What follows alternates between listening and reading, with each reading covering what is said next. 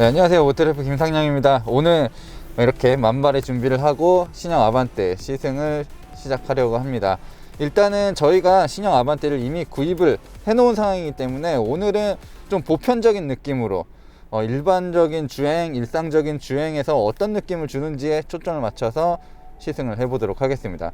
그럼 자세한 얘기는 잠시 후에 들려드리도록 하겠습니다.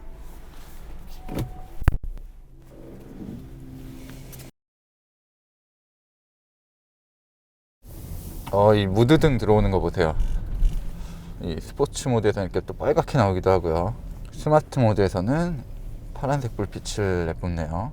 64가지 색상 선택이 가능하고요. 이렇게 주행 모드 연동도 가능합니다. 저는 일단 이 부분이 궁금했어요. K3 같은 경우도 언덕을 올라갈 때 엔진 회전수를 좀 높게 쓰거든요. CVT 변속기다 보니까 순간적으로 힘이 필요할 때, 경사가 심한 곳에서는 엔진 회전수를 높게 가져가는데 아반떼는 보완이 어느 정도 된 것 같습니다. 그 로직에 있어서는요. K3 같은 경우는 제 기억에는 RPM을 그냥 일반적인 CVT처럼 굉장히 높게 가져갔었고, 순간적으로 힘을 낼 때는 이 엔진 회전수와 실제로 증가하는 속도 차이가 꽤 있는 편이었거든요. 지금 잠깐이지만 언덕길을 올라가고 그리고 가속하는 상황에서는 그런 느낌은 다소 줄어들었습니다. 가속 느낌은 상당히 경쾌해요. K3도 마찬가지였지만 1.6 MPI 엔진과 CVT 변속기의 조합은 상당히 경쾌합니다. 일단 물리적인 변속이 없다 보니까 부드럽기까지도 해요. 확실히 그 경차에 적용되는 CVT 그리고 오래전에 쓰던 CVT와는 느낌이 사뭇 다릅니다. 물론 초고속 영역으로 들어가든가 아니면 감속과 가속을 반복하는 상황에서는 일반적인 토크 컨버터 변속기나 DCT 변속기에 비해서 부족한 느낌도 들겠지만, 일단은 이런 식으로 도심에서 꾸준하게 가속을 가져가는 상황에서는 큰 흠이 없습니다. 근데 이거 이렇게 풍절음이 세지? 차가? 각이 져서 그런가? 오늘 바람이 많이 부는 날이기도 합니다. 유독 더 바람이 심하게 불어오는 자유로를 달리고 있어요. 근데 오늘은 좀 비정상적으로 바람이 많이 부는 날이기도 해서 좀 과도하게 들리는 걸 수도 있을 겁니다. 네, 노면 소음은 굉장히 잘 잡아낸 편입니다. 지금 타이어 같은 경우도 옵션을 선택해서 한국 타이어의 키너지 GT 타이어가 적용이 되어 있고요. 키너지 GT 타이어는 승차감, 정숙성, 효율 이런 데 조금 더 특화가 되어 있는 5위 타이어입니다. 아반떼 기본 모델에는 이제 후륜의 토션빔 서스펜션이 적용이 됩니다. 아마 N9 그리고 하이브리드 모델은 멀티링크가 적용될 것 같고요. 지금 바람이 굉장히 심하게 부는 상황에서도 뭐 전혀 위화감을 주는 느낌은 없습니다. 이 스티어링 휠 조작에 따른 피드백도 예전보다는 훨씬 좋아졌습니다. 자연스럽게 증가되는 운전대 무게도 괜찮아요. 과하지도 않고 이 가운데 부분에서 힘없이 놀지도 않습니다. 피드백이 확실히 선명해졌습니다. 자, 노멀에서 에코에서 스포츠로 바뀌면 엔진 회전수가 즉각적으로 한 1000rpm 정도 높아지네요. 그리고 이렇게 가속하는 상황에서 변속 모사까지 해주죠. 이 양쪽의 플리 크기를 바꿔주면서 마치 변속이 되는 것 같은 느낌을 주고 있어요. 기존의 6단 자동 변속기보다 훨씬 더 느낌이 좋아요. 패들 시프트가 있었으면 더 좋았을 것 같아요. 스포츠 모드도 있지만 기어 레버를 왼쪽으로 밀게 되면 S 모드도 쓸 수 있어요. 에코 모드나 다른 주행 모드에서 내가 순간적으로 힘을 얻겠다, 주행 모드를 바꾸지 않은 상황에서 엔진 회전수만 빠르게 높여서 즉각적인 반응을 얻겠다 라고 했을 때는 이렇게 S 모드를 사용할 수도 있습니다. 이제는 기본기도 어느 정도 탄탄해졌다고 말할 수 있는 수준이고요. 이 생김새는 우락부락한데 마치 스포츠카처럼 생겼는데 이 주행 성향은 얌전합니다. 모범생 같아요. 이전 세대 모델에 비해서 승차감도 부드러워진 부분이 훨씬 더 강조가 되는 것 같고요. 조금 더 큰 차를 타는 느낌이 들어요. 그래서 운전하기 편하고 좋은 부분이 많은데 뭐 운전하는 재미는 크게 있지는 않습니다.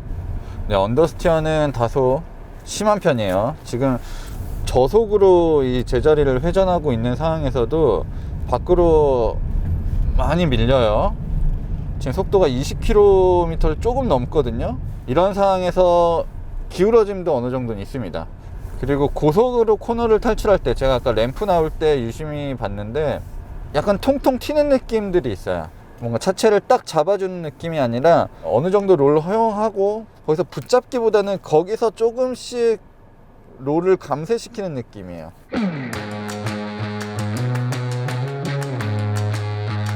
일단 간단하게 시승을 마쳤습니다. 근데 지금 보이시는 것처럼 바람이 상당히 심한 날씨예요. 그래서 제가 주행하면서 풍절음이 좀 거셌다, 이런 부분들은 어느 정도 감안을 하시면 좋을 것 같습니다.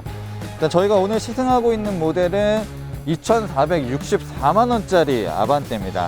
인스퍼레이션 트림에 썬루프 들어갔고요, 타이어 2 옵션이 들어간 모델이에요.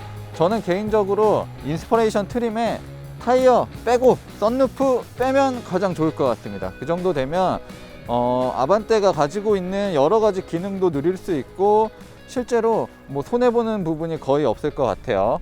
그리고 아반떼 같은 경우는 N9 그리고 하이브리드 모델 기대하시는 분들이 많이 있을 것 같은데 5월 달에 양산이 된다고 합니다. 일단 상반기 중으로 판매가 된다고 하는데 일단은 그 정도라고 예상하시면 좋을 것 같고요.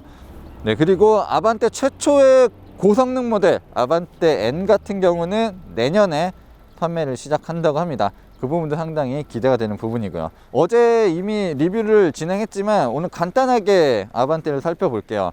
아반떼 같은 경우는 20대부터 뭐 50대, 60대까지도 굉장히 사전 계약 폭이 넓었다고 합니다. 그만큼 다양한 연령대, 거의 모든 분들이 타는 자동차라고 해도 과언이 아닌데 그런 것들을 생각했을 때는 디자인이 상당히 과격하죠. 어떻게 보면 미래지향적이기도 하고 어르신들이 보면 와 특이하다 뭐 이렇게 말씀도 하실 것 같은데 일단 멋있어요. 구석구석에 디테일이 주는 멋은 상당합니다. 지금까지 나온 현대차 중에서 뭐 가장 멋있다고 말할 수 있을 정도로 비율도 괜찮은 편이고 차가 멋있게 보이는 요소들을 강조를 상당히 잘했습니다. 주름들도 잘 접어놨고 디테일 부분도 상당히 좋아요. 물론 아쉬운 부분들도 어느 정도는 있습니다. 뭐 아반떼는 저렴한 모델이기 때문에 뭐 좋은 소재를 많이 쓰지 못했던 부분 뭐 이런 것들은 있고 일단 멋있다고 보여지는 부분 그리고 더 느껴지는 부분은 차가 엄청 커졌습니다. 옆으로도 넓고 길이도 길어요. 한눈에 느껴집니다. LF 소나타를 보는 듯한 느낌마저 들어요. 크기 면에서는 상당히 거대해졌습니다. 하지만 좀 비율적인 측면에서는 아쉬운 부분들도 있어요. 휠베이스를 30mm 정도 길게 뽑아놨지만 여전히 오버행은 길어요. 리어 오버행도 긴 편이고요. 그래서 비율적으로는 조금 아쉬운 부분도 있다. 하지만 뭐 전륜 구동임을 생각하면 뭐 이 정도는 뭐 잘 뽑아냈다 라고 말할 수도 있을 것 같고요. 핵심인 이 선이 3개가 모이는 부분에서 갈라지는 선으로 인해서 입체적인 느낌이 들거든요. 이 부분은 진짜로 햇볕에서 빛을 받았을 때 그리고 이 바닥면을 반사시켜주는 이쪽 그래픽과 연결되면 묘한 느낌이 듭니다. 뒷모습도 이렇게 꺾여져 있는 모습이 지금까지 어떤 차도 이런 거를 보여주진 않았거든요. 굉장히 과감한 시도를 했습니다. 루프에서 떨어지는 이런 라인 같은 경우도 상당히 멋있게 잘 뽑아냈죠. 어쨌든 쿠페, 패스트백 이런 차들이 멋있다고 우리가 인식을 하고 있기 때문에 그런 디자인 요소들을 많이 접목을 시켜놨습니다. 그리고 테일 램프 같은 경우도 이 H 램프라고 하죠. 일자로 선을 긋고 그 다음에 양쪽 끝을 이렇게 세워놨습니다. 이게 H를 형상한 건데 멋있습니다. 머플러는 가짜인데 N9이나 아반떼 N 모델 같은 경우는 이제 진짜 리얼 머플러가 들어가겠죠. 자, 그러면 이제 실내도 살펴보도록 하겠습니다.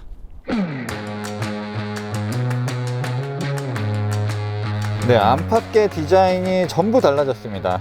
실내는 예전에 그런 흔적은 전혀 남아있지 않아요. 그리고 지금은 이 투톤 컬러가 너무 멋있습니다. 상당히 매력적이에요. 딱 운전자 쪽을 이렇게 감싸고 있는 부분만 색상이 바뀌어 있는데 이 옵션은 저는 개인적으로 추천드립니다. 그리고 천연 가죽의 질감도 좋아요. 인스퍼레이션 트림은 천연 가죽이에요. 그리고 모던 트림에서는 천연 가죽 시트를 옵션으로도 선택을 할 수가 없습니다. 근데 제가 두 차 모두 살펴봤는데 가죽의 질감이나 쿠션 느낌 이런 것들도 상당히 다릅니다. 그래서 이 천연 가죽이 꽤 괜찮다고 보고요. 직물로 이렇게 감싸져 있는 부분들도 괜찮아요. 저는 요 구성, 실내의 이 구성은 정말 추천드립니다. 비용에 대한 여유가 있으신 분, 그리고 조금 오래 걸리더라도 기다릴 수 있으신 분들은 이렇게 투톤 가는 게 좋을 것 같아요. 실내 소재, 뭐 나머지 실내 소재들은 뭐 이 부분, 이 투톤으로 되어 있는 부분도 마찬가지지만 플라스틱이 많이 쓰였어요. 이 대시보드는 이렇게 좀 푹신한 재질, 조금 이렇게 꾹꾹 들어가는 재질로 사용했는데 이쪽 부분들은 전부 딱딱한 플라스틱이 적용이 되어 있습니다. 이 조립 상태는 괜찮아 보여요. 각각 다른 소재가 붙어 있는 부분들이 매끈하게 잘 이어져 있긴 한데 소재 자체를 가공을 엄청나게 신경 쓴 것 같지는 않습니다. 눈에 보이는 부분, 손에 닿는 부분들은 괜찮아요. 이런 디스플레이 베젤이나 이 뒷면, 그리고 이쪽 부분들은 하이글로시로 처리를 상당히 잘 해놨는데 손으로 잘 만지지 않을 부분들, 그런 부분들은 확실히 좀 질감이 떨어집니다. 자세히 보면 엉성한 부분들도 있어요.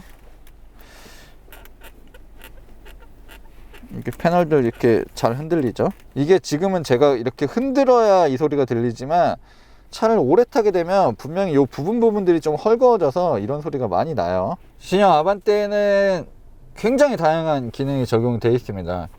디지털 기능들이 상당히 많은 편인데 뭐 스마트폰으로 갖다 대기만 하면 문이 열리는 기능도 있고요. 이 현대 카페이, 돈을 일정량 제가 집어 넣으면 뭐 주유소나 제휴된 곳에서 굳이 따로 결제하지 않아도 이 현대 카페이로 결제할 수 있는 부분들도 있고요. 그리고 보스 사운드 시스템이 적용이 돼 있어요. 물론 이 보스가 엄청나게 좋은 성능을 발휘하는 보스는 아니지만 기본적으로 깡통 오디오, 그러니까 기본적으로 적용되는 오디오보다 스피커 개수도 많고 해상도도 훨씬 더 좋습니다. 디지털 디스플레이를 2개를 적용을 해놨습니다. 물론 최상위 트림이니까 이렇게 들어가는 건데요. 보통은 이 연동을 상당히 잘 해놓는데 아직 현대차는 이런 연동에 대해서 이렇게 크게 신경을 쓰는 것 같진 않아요. 이런 식으로 목적지를 선택하게 되면 아우디나 뭐 벤츠 다른 브랜드 같은 경우는 이 디스플레이를 조금 더 활용도를 높게 쓰거든요. 여기에 지도가 나올 수도 있고 뭐 여러 가지 정보를 띄울 수도 있는데 지금은 그냥 기존의 계기판이 디지털화 된 것 뿐입니다. 좀 더 유용하게 쓰거나 편리하게 쓸 수 있는 부분들은 크게 없어요. 단순히 아반떼 문제가 아니라 현대차가 내놓고 있는 이 디스플레이 전체의 문제입니다. 이런 부분들은 좀 빠르게 개선이 되면 좋을 것 같아요. 네, 뒷좌석은 넓다라는 게 가장 큰 미덕인 것 같습니다. 사실 준중형 뒷자리에 많은 걸 바라진 않잖아요. 그냥 좁지만 않았으면 좋겠다 이런 생각 하실 텐데 공간적인 측면에서는 최고입니다. 이거는 제가 경험했었던 준중형 차 중에서도 가장 넓은 자동차라고 말할 수 있을 것 같아요. 다리를 제가 시트 포지션을 좀 낮춰 놓다 보니까 발이 잘 들어가진 않네요. 그래도 일단 공간 자체가 워낙 넓죠. 그리고 이 시트 밑부분도 부드럽게 끝까지 마감을 해놨어요. 그래서 발을 넣었을 때 이런 딱딱한 쇠나 플라스틱에 닿지 않게끔 마감도 어느 정도 해놨습니다. 근데 공간적으로는 너무 넓어요. 머리도 닿지 않을 정도고요. 뭐 주먹 하나는 어렵긴 하지만 그럭저럭 괜찮은 공간입니다. 이런 쿠페형으로 패스트백처럼 이 루프라인을 깎아놓은 자동차 중에서 특히 작은 차 중에서는 단연 실내 공간이 가장 넓습니다. 약간 이렇게 하면 충분히 다리도 꼬을 정도의 공간이 나오고 있고요. 그리고 옵션으로는 이 에어벤트까지 선택을 할 수 있고요. 뒷좌석 열선도 2단계로 마련이 되어 있습니다. 근데 뒤에서 봐도 이 직물과 모던 그레이 색상이 상당히 예뻐요. 그리고 직물이 오염되는 걸 걱정하시는 분들이 계신데 오염이 좀 덜 될 부분들만 이렇게 직물로 처리를 해놨습니다. 트렁크는 버튼 누르는 방식이고요. 이것도 가장 넓어요. 다른 브랜드들이 아반떼를 벤치마킹을 많이 해야 될 것 같은 느낌이에요. 아니 어떻게 이 작은 차가 이 정도 공간을 뽑아냈는지 정말 신기합니다. 근데 시트도 이렇게 접을 수가 있는데 턱이 꽤 높은 편이에요. 이런 부분은 조금 아쉬운 부분이네요.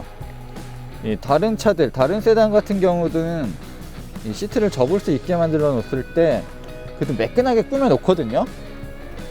설정은 그렇게 하는데 지금 트렁크 깊이도 좀 깊은 편이다 보니까 저쪽 부분이 그냥 시트가 노출되는 부분들도 있고 완벽하게 깔끔하게 쫙 이어지진 않았네요. 어쨌든 트렁크를 접을 수 있다는 것 자체는 좋은 겁니다. 특히 세단에서는요. 자, 시승 시간도 짧고 코스가 평이해서 좀 면밀하게 살펴보진 못한 것 같습니다. 뭐 그런 부분 좀 죄송스럽고요. 네, 엔진 회전수를 높게 쓰면 한계는 드러납니다. 경쾌하게 잘 나가긴 하는데 속도가 엄청나게 빠른 편은 아니에요. 뭐 123마력 정도 뭐 그 이상 이하도 아닙니다.